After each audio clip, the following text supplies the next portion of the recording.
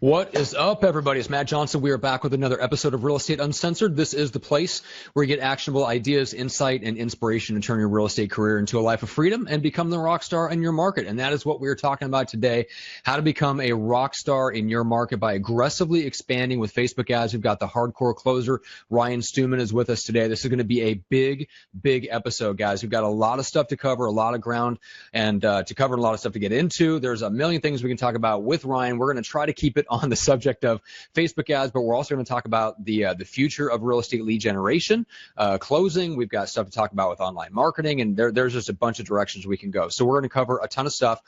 We only have Ryan for about the first 45 minutes, so we're going to jump right in. I've got some stuff I want to ask him about, but first, the Junior Grandmaster in the co-pilot seat, as always, Greg McDaniel. What's up today? What up, Johnson? Hey, man, I was connected to Ryan, and I've been pumped to kind of figure out and kind of see what he's doing.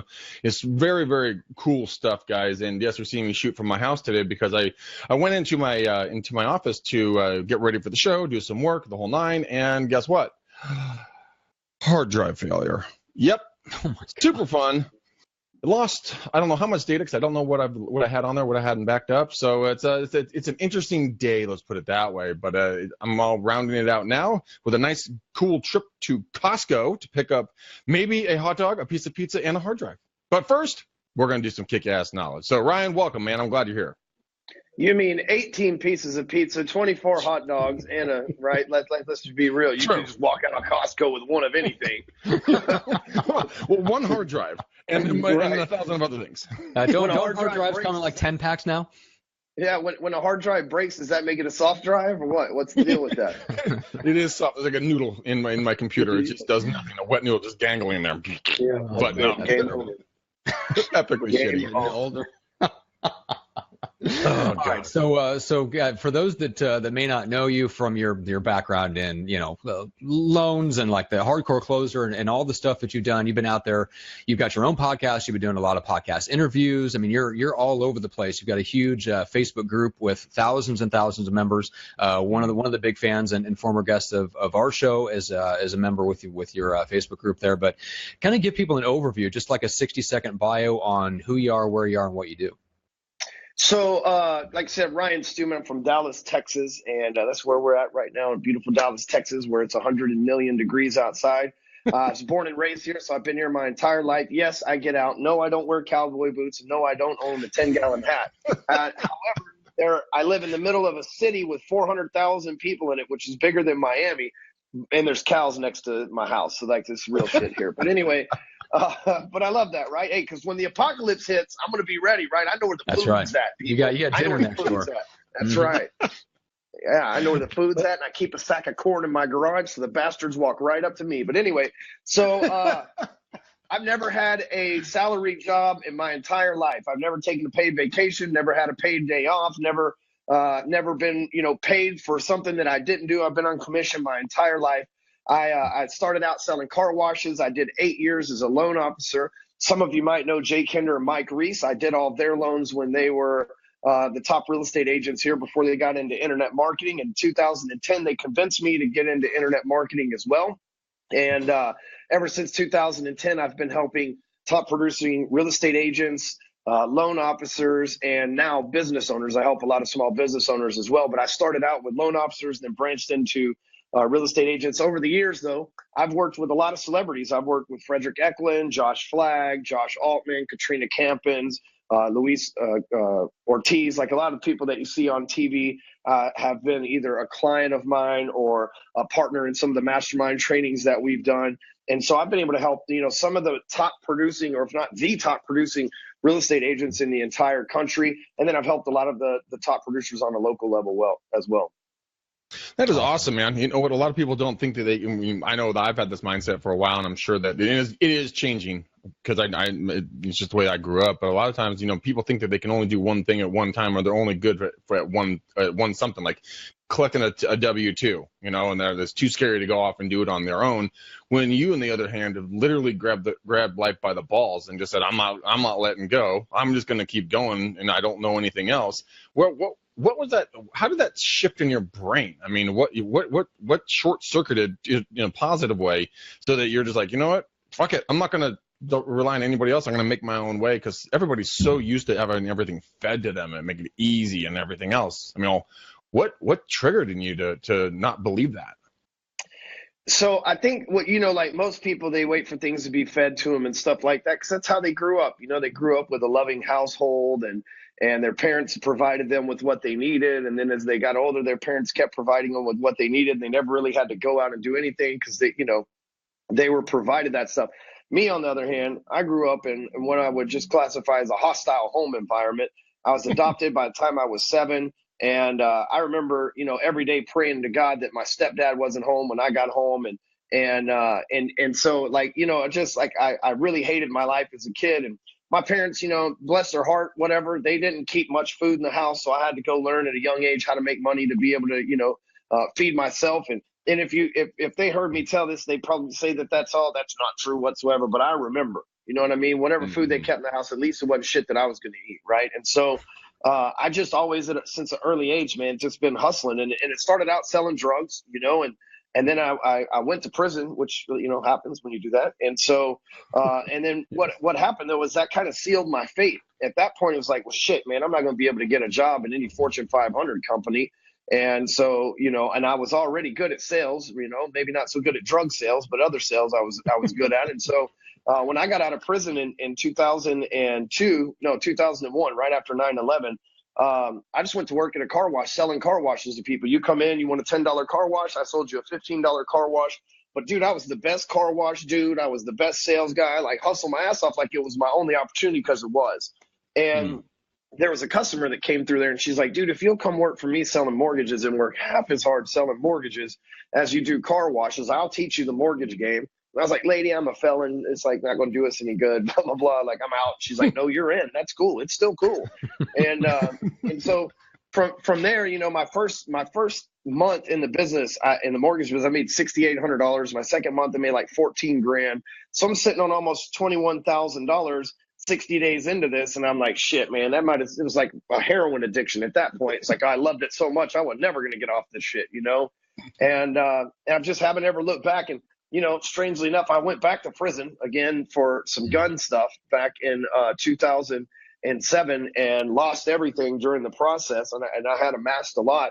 And but when I got out, I knew that like sales was the one thing that I would just go, as long as I get a sales job, I'll get everything back, Yeah. And so it's not that at one point I had this like W-2 job and I mean, I've had W-2 job from sales stuff, but it's not like at one point I had this salary job and said, it triggers off, boom. It's like I've kind of been forced into this my whole entire life, guys.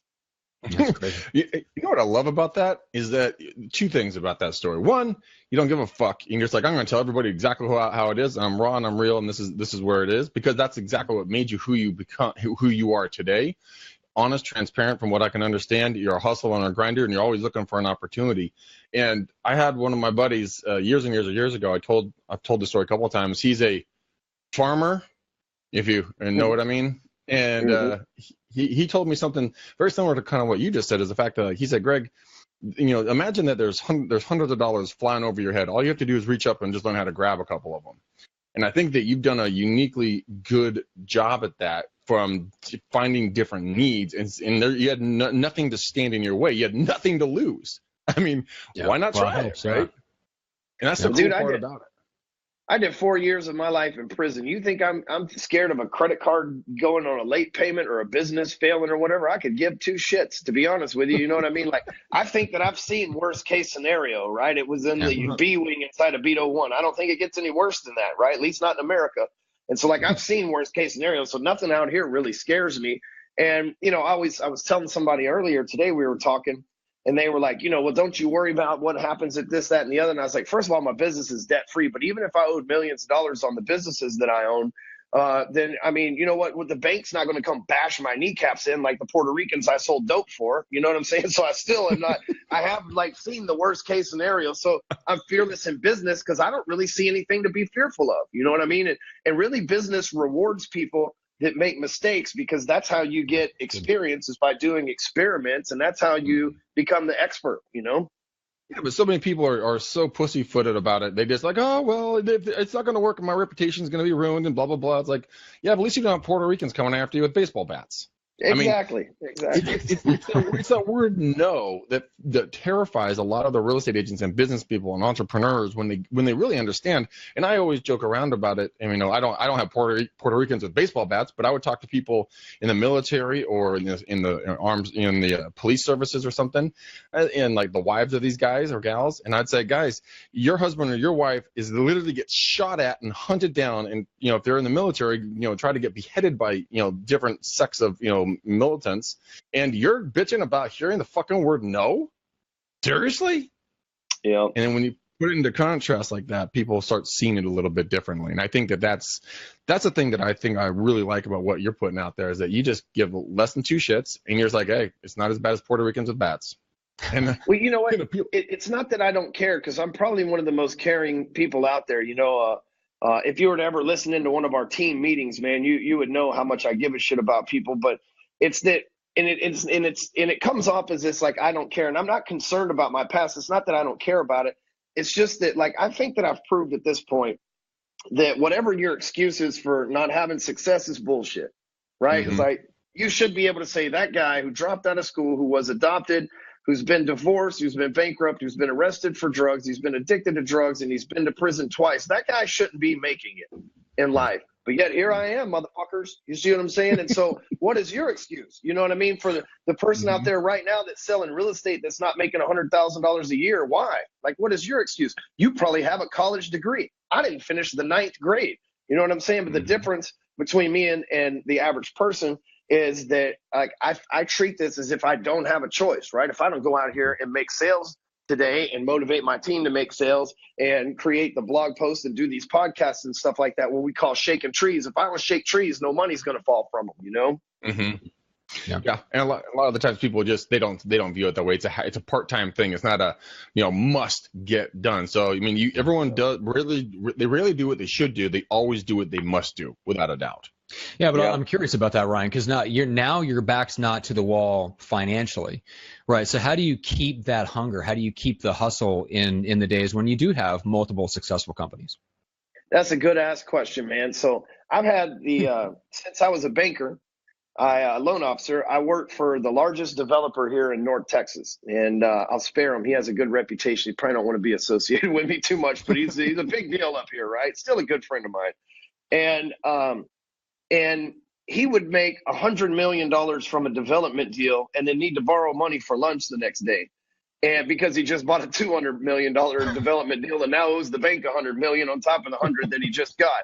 And that was how he banked. Right now he's probably got $400-500 million in net assets. And and he taught me at a very young age, back in 2006, he taught me, he's like, hey man, when you get money, if you leave it laying around, it's just like people. If it's sitting on the couch, it's not making money. And so if you leave your money sitting somewhere, it's not making money. And so as I explained to you guys, I have 6 businesses that I'm the CEO of.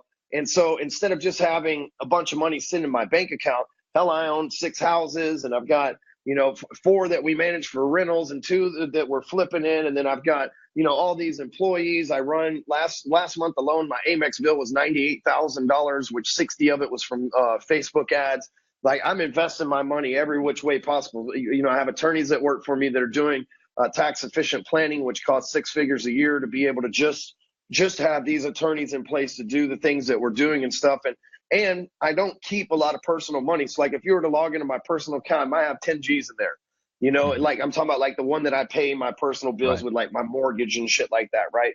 And so I might have I may not even have $10,000 in there, because when I wake up in the morning, I check my bank account, which I've been conditioned to do every single day. I want to see it low, because that means my money's not sitting on the couch. My money's out there in the marketplace working. Right now, I've got money invested on Amazon. I bought a bunch of money worth of women's shoes that were going out of stock, and I bought them at wholesale, had a company upload them to Amazon, and we're selling them in retail like hotcakes right now.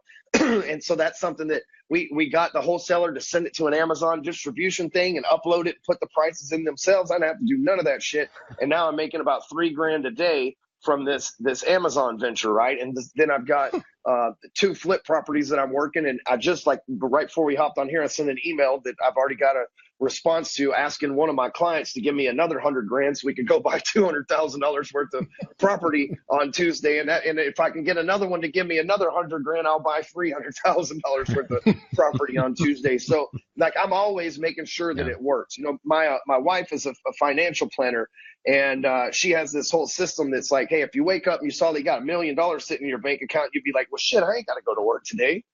You know what I mean? That So would be get the it out of first. your bank account. I smoke weed every day. If I looked up and had $1 million sitting in a bank account somewhere, I would get high and go, fuck it, I'm taking the day off. You know what I mean? But I can't. So I put it to work. I know me. So I put it to work. You know? All right, then there's That's how a I really stay good hungry. nugget there. So, there's two things there. Number one, don't let the money sit around. Invest it before you can spend it, which I love that. And number two, the checking your bank account daily. So where did that come from? So the owner of the car wash, you know, he had Really? gotten ripped off at one point from his accountant. And Yeah. it was like his internal bookkeeper. You know, everybody that's a business owner has told that story. But not me, motherfucker. I'm watching the bank account every day. Yeah. And that's what I do. I watch the bank account every day. I log in, look, make sure that there's no additional charges or some services that I don't know about.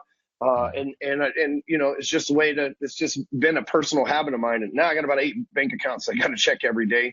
And there was a time, right? Like when I was going from having 5 figures in my bank account, because I think whether you got 10 grand or 99 grand, it's really the same, because it's just a 5 string of digits, right? But a lot of us struggle to push through that 6 figures in your bank account. And it took me having to have something bigger than myself. Like I struggled forever. I would get to, let's say, $60,000 that I had saved up, you know, for taxes or whatever, or just to have a nest egg sitting there, you know, that was big enough to cover payroll for a couple months or whatever the case. And then I would find myself blowing it on stupid shit because I grew up poor. I was uncomfortable keeping that money in my account, you know. And so it took a while to be able to bust through that. But now I can look at a bank account and have 200 grand in it and go, shit, we're like 1 week from being that, you know, 1 week from now, if we don't put more in this, it's gone, you know, between rent and payroll and stuff like that. So I've really had to raise my upper limits, but I check the bank accounts every single day, man. And you know, like I said, that's how you stay hungry too. Yeah, you have to find that motivator. I'm similar to you. I keep a very, very, very low checking account, so that when I do log in or I do go to the bank, I say, well, how much is in there? And they tell me, and I'm like, yeah, that sounds about right. It gets the blood pumping. You're like, holy fuck, I've got to make it happen. And it is one of the biggest motivators. I mean, I never went to jail or anything like that. I should have been to jail. I should have been dead about 10 times from my, past lives. But, I'm blessed to be here, and I'm glad that I can keep pushing forward. And like you, always stay hungry, always stay moving, because complacency equals death. As soon as you get you sit back on the couch with with your money too. Oh, in everything, your body, your businesses, your money, your personal habits. When you become complacent, you either stop, die, or go backwards. You're not moving forward anymore. And I'm going to guess that you probably do a lot of self-education, books, podcasts, reading, articles. Do you do a lot of that or not? Every day, man. Every day. I read a book a week. I just finished reading Motley Crue's The Dirt because I needed a break from business books. And if you like hookers and blow, that is a bad motherfucker right there. And Nikki Sixx is a damn fool, but it is a very good book. But I read a book a week, and I listen to a lot of podcasts, and I'm always watching like YouTube videos and stuff like that. So that's kind of my thing. You know, I didn't like education as a youngster, but I like taking information that I can implement. That's really my thing, you know. And I'll share this with you guys, and for the salespeople watching, because I think this is a big deal. I talk to this to my high-end clients, the people that pay me $30,000 a year. This is what I teach them: is like I get paid every 2 weeks, right? So our payroll is every 2 weeks, and so every single week I take $1,000. Where I used to go shopping and buy, like, dude, I had this shirt for like 2 years now. These pants, shit, they probably had them for at least 2 years as well. I'm wearing $30 shoes. I got no Rolex, no diamonds on, no diamond earrings, like none of that shit, right? Living a totally normal $700,000 home, like nothing extravagant. I don't live in no $10 million house or anything like that. And what happens is salespeople, we get paid. Realtors, you go get the big ass check. You see, you got a $20,000 check. Next thing you know, you go buy a Mercedes, you go get some Louis Vuitton shoes, you get a Louis Vuitton bag, or if you're a dude, you go and you get you some like fancy sports car, and then a month later, you're like, damn it, I don't even like this thing. I shouldn't have spent money on these shoes. Damn it, I need to make my Mercedes payment that I just bought. I wish I had that money back. Like, those are the things that you go through. And what I learned is because a lot of us have those upper limits, right? We didn't come from money, so that when we get money, we like, oh shit, responsibility, get away from me, right? And we may not think of it that way on the front of our brain, but that's what's going on subconsciously. Yep. Okay, and so what I've learned is we need that fulfillment of buying shit, right? Because that's the way, especially if you've been that way your whole life, get a paycheck, buy something, get a paycheck, buy something. I know realtors that every time they close a deal, they go buy $1,000 shoes or a $5,000 bag. I'm sure you know realtors like that too, you know, and I know realtor dudes that every time they close a deal, they go spend 10 grand on vacation or whatever the case may be. Here's what I do. Yeah, shit out of me neither. I got kids and shit, you know what I mean? But like, you know, dude, my kids, they're all in private school. It's like $7,500 a month just fucking kid school bills for me, dude. It's unreal. And so, that's the true reason I do not have a Rolex, gentlemen. Yeah, exactly. And, darn kids. The truth comes out. And so, but here's what I do. Every single week I go shopping. I go shopping online. I go to eTrade.com and I buy stocks. And if I wanted to buy something from that's like Christian Louboutin shoes, right, then I'm going to look up and see the LVH is on the stock exchange in France. And so I can buy LVH's stock, which makes all the shoes and the bags and stuff like that. And what I've noticed is we get that same satisfaction because we bought something and took ownership of it. But at the same time, it's an asset instead of just a material thing or a liability. And I have been doing this for a very long time. And I've been playing this game for a very long time. And I have over $300,000 in the stock market and through my retirement accounts. Because if you're self-employed, which an agent is, I'm no financial advisor, but you should have a self-employment plan, individual retirement account, right? A SEP IRA. And if you make, and again, speak to somebody that's smart at this shit, because I don't want to take the blame if something goes wrong in your life. But if you make like $250,000 a year or more net income, then you can put up to $58,000 a year in this account.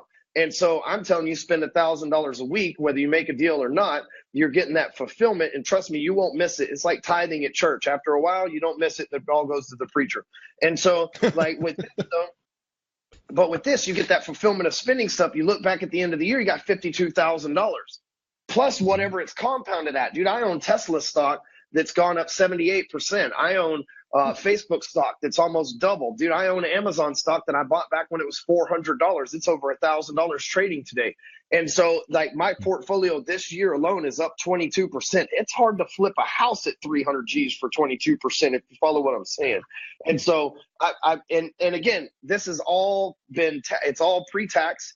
And if I hold on to all this stuff until I'm 58 years old, then my tax liability has not only been down this whole entire time, it's also way lower when I start drawing against it. But in the meantime, now that I've got this thing up to six figures, right, multiple six figures in my case, once you get up to six figures, you can acquire other assets through that. It doesn't have to be stocks. The individual retirement account is for you. Real estate with that? You can go out and buy real estate with it. You can buy life insurance policies. You can buy these things called senior life insurance policies where you're betting old people are going to die and their life insurance is going to pay off and you're going to get paid from it. Like, I mean, we can bet on old people dying?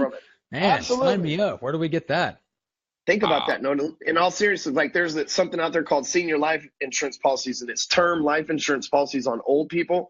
Let's say somebody's 75 years old. They've got a 30-year term policy that still goes until they're 95. And at 75, they're on a fixed income, and they're like, I can't afford this shit anymore. But you pay them 10 grand, and all of a sudden they assign the $1 million policy to you. Then you take over the payments. If they die within 20 years, guess who gets $1 million tax free? You do. Whoa. They're going to die anyway, and you did them a favor because they were about to cancel the damn policy, and you hooked them up with some cash up front. So, you know, that's fun. It's like a reverse mortgage for life insurance. Yeah, exactly. It's like a reverse life. Yes. That's hilarious. Senior life policy. Yeah, Greg's like, he's going to bet on 5 old people tomorrow. Fuck yeah, man. Are you kidding me? All right. They're going to kick the bucket anyways. Might as well make some money and help them out. Betty don't look like she's going to make it through the week. That gift is I'm getting paid. That's awesome. All right, well, let's talk about getting into position where you can do stuff like that. Let's talk about aggressively expanding, right? So you've been in all these, like you've been in loans, you've been in real estate, you've worked with Jay and Mike, right? So I interviewed Michael Reese here. I don't know, it's been a couple months ago about the whole future of real estate. I know what he thinks, and we'll get to that in a second. But I'm curious about what you did for these guys and what you've learned working with a bunch of different industries in terms of like really cranking it up and using things like Facebook ads to aggressively grow a business. Well, I've grown my entire business on Facebook, and now we've diversified it. But in the beginning, that was our sole source of traffic until the bastards cut my ad account off and scared the shit out of me. It's been turned back on, obviously, since then. But until I had that life revelation that, like, oh shit, at any minute this could all be over with, like a bad dream, But so, I started going out and running Facebook ads before really the other. Like, my competition isn't so much the guys like Tom Ferry and Brian Buffini, because they do something completely different than I do. My competition is a lot of the sales trainers, right? Because I'm trying to teach more than just real estate and loan officers. And then oftentimes they'll follow those sales trainers too. Mm-hmm. And so those sales trainers, they have been spending all their money on Google, and I started spending all my money on Facebook.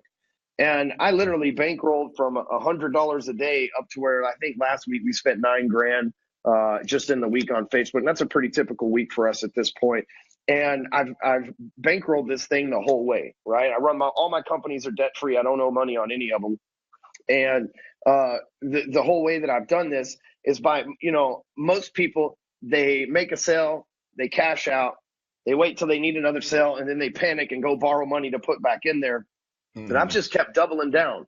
We figured out how much our cost per lead was, and we put stuff in the background. And there was a point where my competitors were trying to come in and all of a sudden they were like, oh shit, our fans and our cash money is going out the door over here to this hardcore closer guy.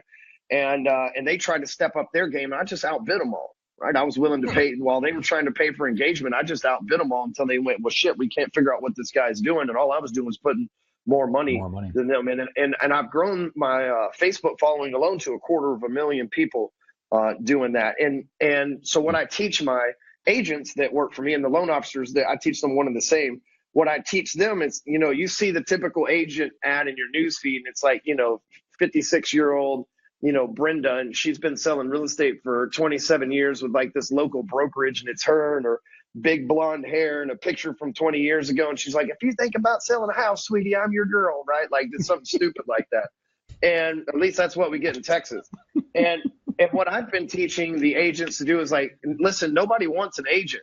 Like, right. Y'all think y'all are cool and shit, but really I'm not. Like, I don't think I'm cool. I don't think I'm something I'm not. Nobody wants me. What they do is they want to be rich. They want to make a lot of money and grow their business. And I'm that bastard in between them and getting that result, right? Well, real estate agents, they'll put their names on signs, they'll put their names on ads and everything else, which doesn't make sense, because when I see a real estate agent, the first thing that I'm thinking of is there goes 6% of the damn price of my house.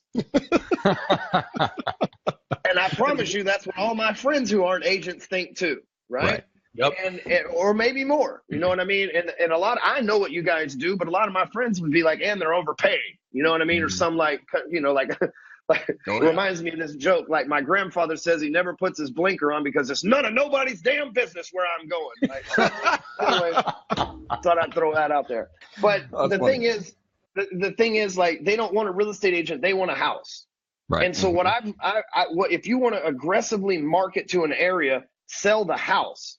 Right. And so by selling the house, I mean, most real estate agents will say the reason why you want to hire me is because I'm cute and I'm funny and I call back and I negotiate and all these other things. But they don't want you. What they want is a house. Nobody rolls over in the middle of the night and goes, dude, if we just had a real estate agent. That's not what happens.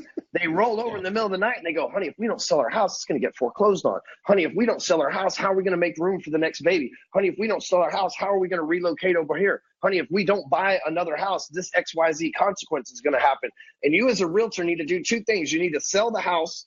That's all you need to worry about. Worry about selling yourself on the back end once you've sold the house. And B, you need to have a finite list of reasons why people would use you. Right? We know that there's a short list of reasons why people need a house. They just got married. They just got divorced. The kids, they've had more kids. Their kids are moving out. They're relocating. They got fired from their job. They got a new job. They want to upgrade their lifestyle. They want to downgrade their lifestyle. They want to save money. They want to move to a condo. They want to live on the beach. They want a vacation home. There's only like 25 reasons to buy a house, right? Yeah. And none of them are because they want a realtor, right? Or because they want a mortgage.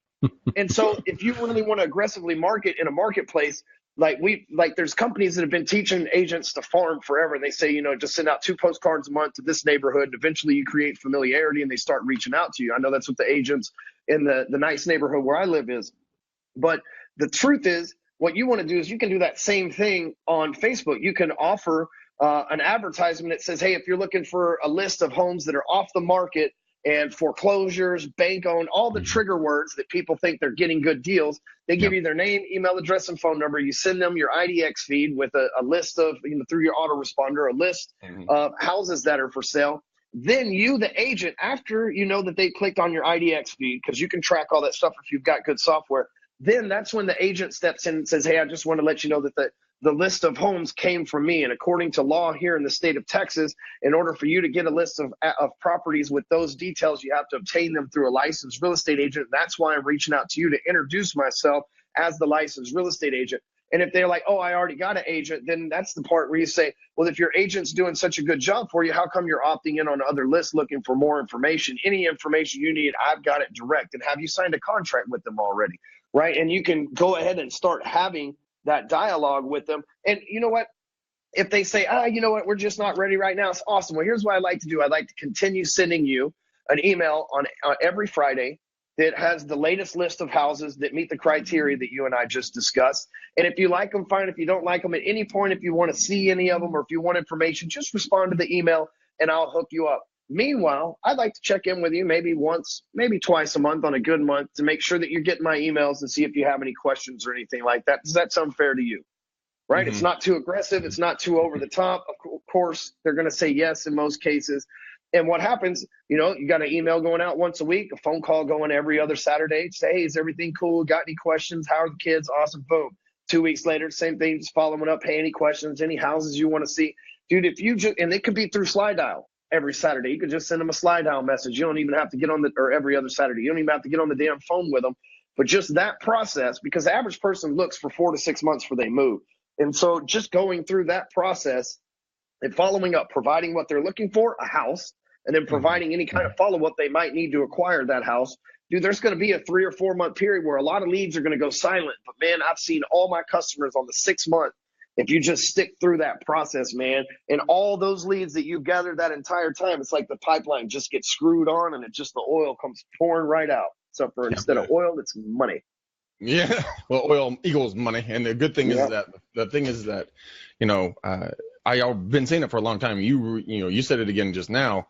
The fact of the matter is that people do not want an agent. We all think we are super, super cool. We are not that cool.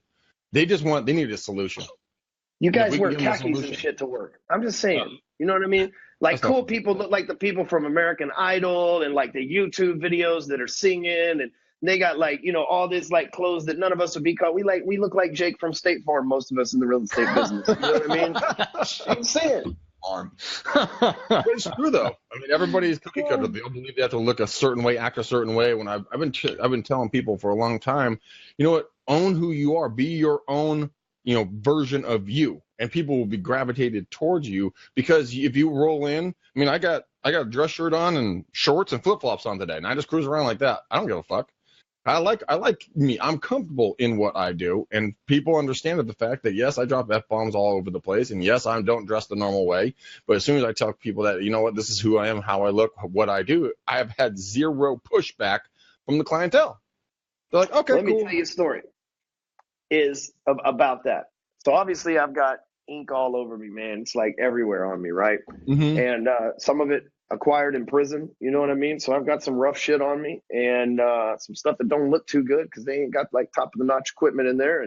And then I've got nice stuff. Like I think that the stuff on my arms here are nice. We're getting more drawn on it tomorrow, actually. And when I came into this business, I talked about smoking pot and doing time and having tattoos because, not so much for real estate, but a lot of people in sales, that's like their past. You know what I mean? It's for some of them, it's their present. And nobody was really addressing that. And when I came out and I was like, listen, motherfucker, this is how things need to be. You need to get your life in check. Like the gurus at the time, we'll just call them, like the head guys were like, stay away from the Stuman dude. He's toxic. You know what I mean? He's going to get you guys caught up, and everybody needs to be wearing a suit and tie and be in church on Sunday and act like they're corporate. Well, you flash forward 7 years and none of those guys are wearing suits and ties anymore. They're all talking about they come from checkered past, which they would have never admitted 5 years ago. And they're wearing hoodies and freaking showing videos with new tattoos and shit like that. These same old guys that just 7 years ago were telling them you should be nothing like that guy, are like, shit, we got to start being like that guy or he's going to run us over, right? Well, the culture has shifted underneath them. It has. And the thing is, though, is like, I'm just me. I'm not trying to pretend to be somebody else. And I feel like if I put a suit, and there's nothing wrong with a suit and tie, but I feel if I put a suit and tie on, I would be pretending to really be something I'm not. Even when I speak from the stage and they ask me to dress nice, I put a suit on, no tie, right? That's just like it. The tie is like the noose for me, to the corporate noose, right? And so my thing is, like, I've just represented that, hey, you can be all these things that you are wired with here, and you can still be a millionaire, and you can still be loved by people, and you can still be a brilliant business person to get tons of results. Other than Shark Tank, every time you see Mark Cuban, he's wearing a T-shirt and jeans and flip-flops. You know what I mean? He dresses nice for Shark Tank, about the same as I dress nice when I got to get on a stage somewhere. But for the most part, you see him, and he looks just like us. You know what I mean? He's just wearing some comfortable stuff. And so I showed the sales force that could happen. And like I said, at first they didn't like it, but the marketplace liked it enough to where now the other guys are trying to backpedal and say, oh yeah, well, we're cool too. Don't forget about us. You know what I mean? Yeah. I've noticed like guys like Frederick Eklund, or let me give you a better example, because he's a pretty sharp dresser just by nature. But Josh Flagg, terrible dresser, great guy, terrible dresser, right? He's like, shit, he just puts up whatever he rolls out of bed. The dude sells $300 million a year in houses, not giving a fuck, right? And he's very crass and dry and to the point, but he knows what he's doing and people trust him, and so he gets a lot of business from it. You know what I mean? And I mean, there's a lot of things that you could pick apart about him, but he is who he says he is, and he's the same person on TV that he plays in real life.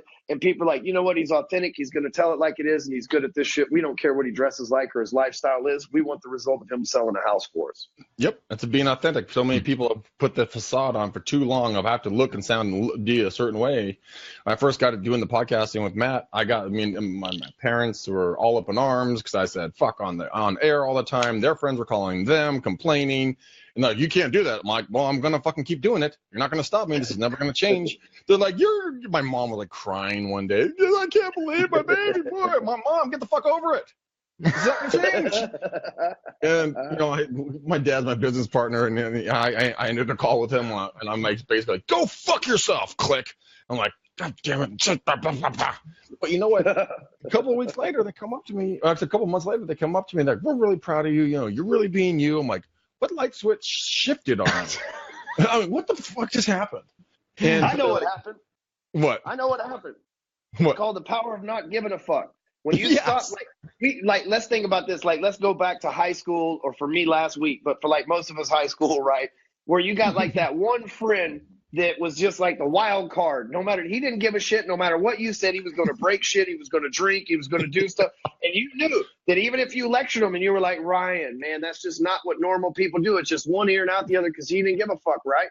And so eventually you stop telling that dude not to do shit. You start telling other people he's cool, but you know what? It's Greg. You know what I'm saying? Like, it's just Greg. That's just how he is. You know what I mean? And you just start apologizing for them instead of trying to change them, right? That's what happens with your parents too. They're like, oh shit, man, we ain't gonna change him, and he's gonna keep growing. We better jump on the bandwagon while we can. You know what I mean? Because people only tell you to do shit when they think you'll actually do it, or they think you actually care. When they you don't go lecture the homeless man because he don't give a fuck, right? You're just like, here's $1. Shut the fuck up and quit following me around. You know? Yeah, it's interesting. Over the years, I have stopped apologizing for Greg. I just, Greg's Greg. Greg's Greg. That's all I have to say. Yeah, but Ryan, so I know we don't have a ton of time with you, and we're just about close to bingo. So I want to make sure you give a nice plug for where people should connect with you, and then I've got one final question we can wrap up. Yeah, so the best thing you can do is go grab a free paperback copy of my best-selling book. We sold like 20,000 copies of this thing. Damn. I'd like to give it to you for free. It's elevatortothetop.com. I wrote it on the profile thing, but apparently it didn't show up. But it's elevator Shows up for us. oh, does it? Okay, Yep. it doesn't show up on mine. But elevatortothetop.com. Go there, put your information in. We'll ship you out a free book, a paperback book, not an ebook, but like a real book. And then as you go through there, we might try to sell you some other shit too. But, you know, first get the book. So at least there's a disclaimer. We're probably going to sell you shit. I love it. All right, so there was an interesting blog post I wanted you to elaborate on real quick in the last couple of minutes. So you wrote a post about why sarcastic people do well in sales, and both me and Greg are obviously very sarcastic. We love giving each other a hard time and kicking the shit out of each other on the air. So Ryan, what's your perspective on why sarcastic people do well in sales? Well, to break it down in a nutshell, man, is in sales, we have a rough job, right? People give us resistance. They give us objections. They give us hell. They tell us no. They tell us to fuck off. They hang up on us. They ask us not to call them again. They tell us they've had to change them part. They cheat on us with our competitors. They do all these things, man, that are really crass towards us. And sarcasm is a snippet of the truth buried in comedy, right? And so in order to say some of the things that we have to say, we have to bury them in comedy, because if we're like, man, that's really an asshole thing to say, it's like, I know. But if you're like, dude, that's a fucking asshole thing to say, it changes the tonality, right? You might end up in a fight all of a sudden. So like the sarcasm is really, I think, what's the missing link between a lot of people that are successful in sales, because as you get resistance and stuff like that, you can say things with under the guise of sarcasm, which the prospect A can appreciate the hint of the truth, but B also can like laugh it off, as opposed to like letting their ego get involved in it. And you know what? Funny's money, right? I've been making you guys laugh the whole time that we're here. And I think half the reason people pay to come to my Break Free Academy seminars is because they feel like they're getting a 2-day stand-up act as well. And sarcasm is funny to a lot of people. If you speak that language, it's hilarious. And it's something that they get, and it really does well. In the land of no's and misuse and abuse, like sarcasm will go a long ways for sure. Yeah, it really, really will. Or otherwise, you're going to lose your mind in this business because of the negativity that flows your direction. Might as well have some fun and make fun of it. I mean, yeah, might as well make fun of it. Make fun of it, man. Make fun of yourself. Don't take yourself so damn seriously. You know what? Make yourself a comedy routine, because good Lord, like you were saying, I mean, you were laughing at yourself going, dude, I've been to jail twice. I did drugs, sold drugs, you know, this, that, and another thing, didn't graduate in 9th grade. I should not be succeeding. Fuck. But everyone's sitting there. If you said that in a much more somber tone, like, well, I went to jail twice and, you know, I shouldn't be succeeding. Fuck, that's not fun anymore. Yeah, exactly. I want to see what's going to happen. It's like minute 35 of Behind the Music. It's horrible. Yeah, exactly. The sixth time Nikki Sixx overdosed on heroin. Yeah, right? Exactly. Oh, my God. I think a lot of agents wish they did. Anyways. Okay, so quick question from the audience for you. Is your book on Audible? Well, kind of like that webinar we were talking about. I spent like 8 hours recording the damn thing on Audible, and then they didn't approve it. And so I'm like, damn it, man. I need to just hire somebody to do it for me again. But no, it is not right now. I know. I'm sorry. All right, we have a ton of podcasts. You can go to Closer Podcast, Closer with an S, closerpodcasts.com. And, you know, my book's not there, but all my podcasts are there. So you can catch all the audios and stuff of things that I've done.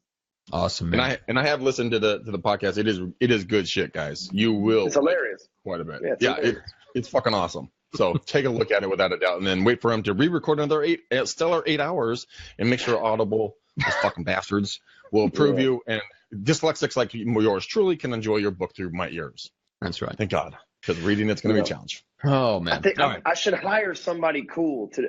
So I listened to this book, The Power Bruce of Broke, Buffer. by Bruce Buffer. I listened to this book, The Power of Broke, by Damon Wayne and Damon John. Sorry, Damon John. Yeah. And he had Sway reading his the book for him, right? Sway's got this really cool Southern black guy voice, like it's badass, right? And I'm like, dude, that's what I need, right? I need like somebody with a really cool accent from the hood to read my shit so it even sounds better. You know what I mean? Like, so that's what I'm working on. I think I'm just going to get somebody else to read it. Get Pacino to read that thing. That'd be fucking sick. Scarface himself. Just forget about it. Oh, that's funny. All right. So Closer Podcasts, plural, closerpodcast.com. I put that link in the Facebook feed here, guys. So go there, check that out. Go to Elevator to the Top, get the book, elevatortothetop.com. Ryan, it was awesome, man. I know you gotta jet out of here, but thanks so much for being with us. We appreciate it.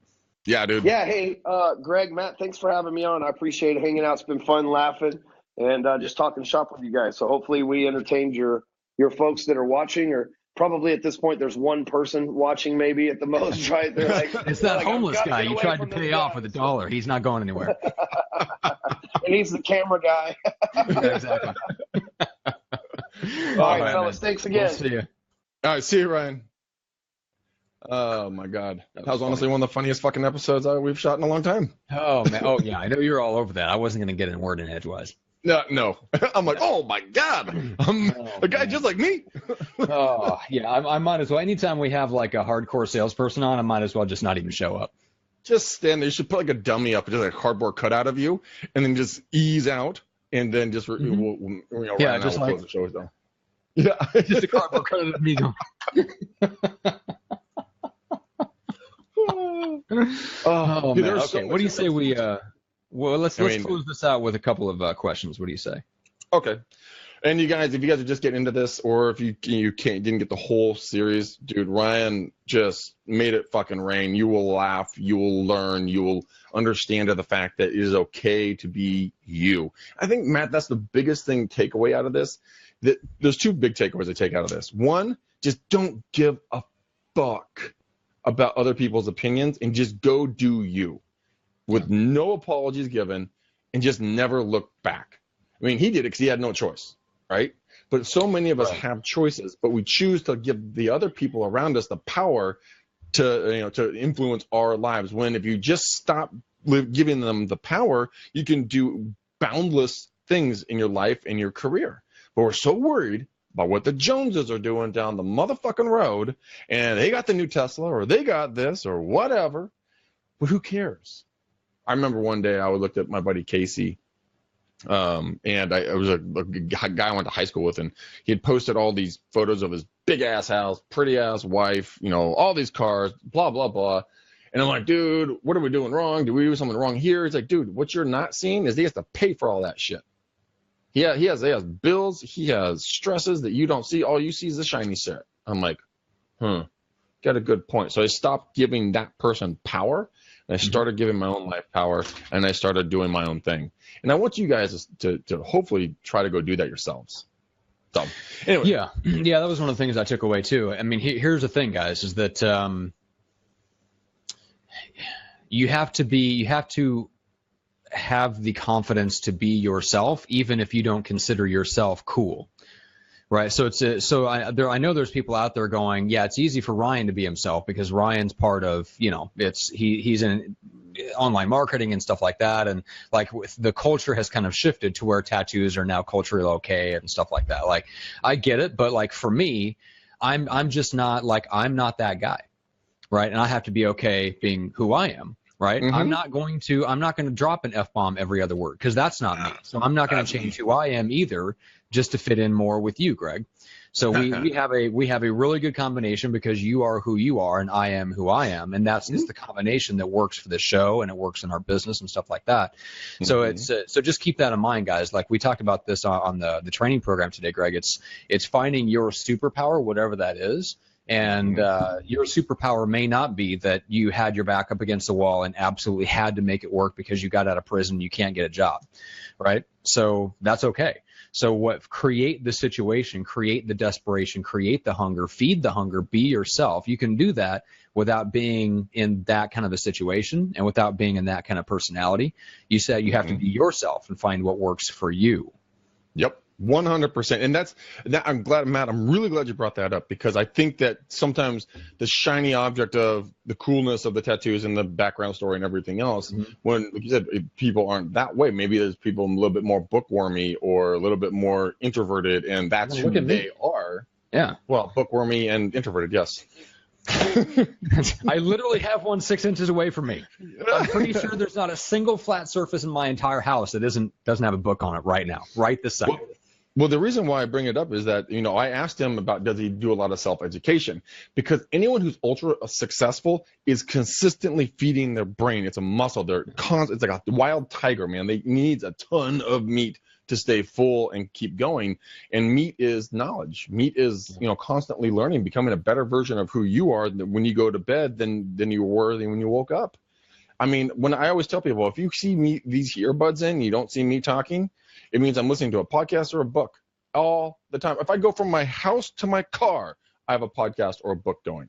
I mean, think of all that kind of gray space of your life where there's that transitional time. You're walking somewhere, driving somewhere, doing something. If you took all of that time and turned it into education time versus just time, how much more knowledge can you have by the end of this year, this month, this week, this day?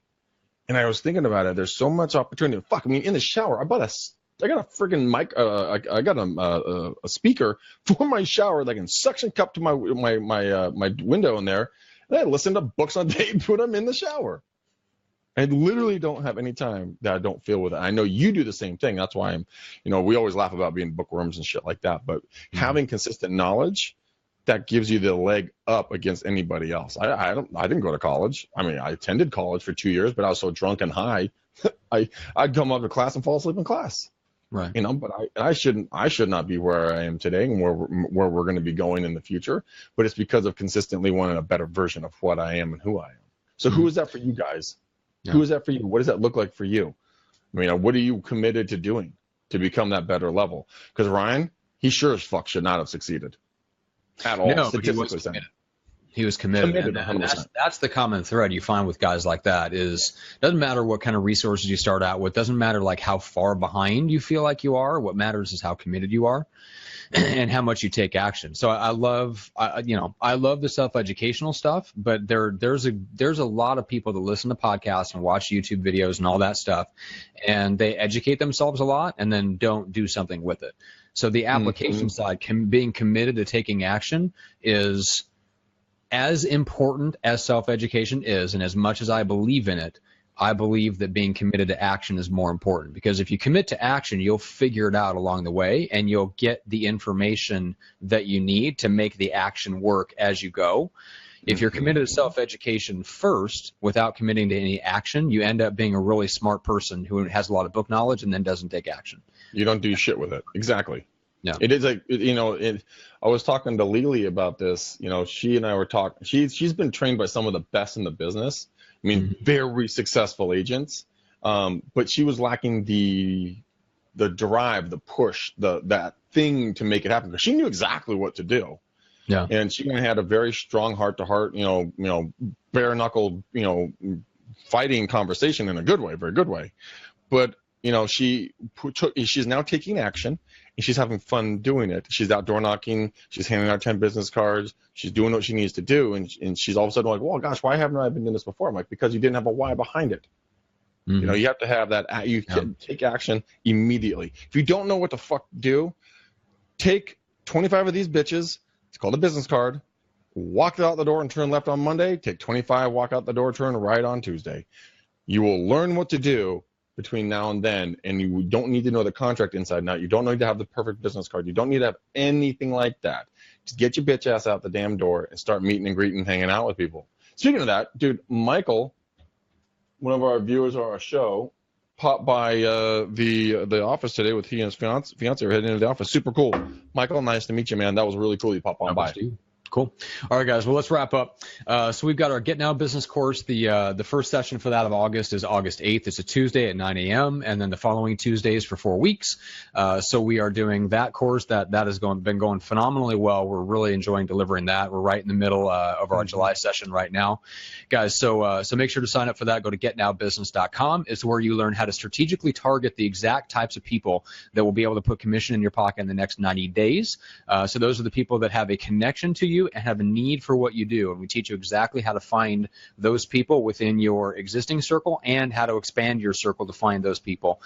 So that way you're not wasting time talking to people that are unqualified, unmotivated, all those people that essentially just waste your time on the way to getting now business. We teach you exactly in a 4-step marketing plan how to strategically target the right people, so you talk to the people that are the most likely to actually do something with you in the next 90 days. Great. Social media. Guys, follow us. Do not confuse that with friend us. Matt will not take a new friend. I would love to, but I just can't. I'm at my limit. So Craig is much more fuzzy than I am. Fuzzy, warm embrace, but sadly Facebook denies him. Denies me like a bad habit. Just bad. No. But you guys follow us on Facebook.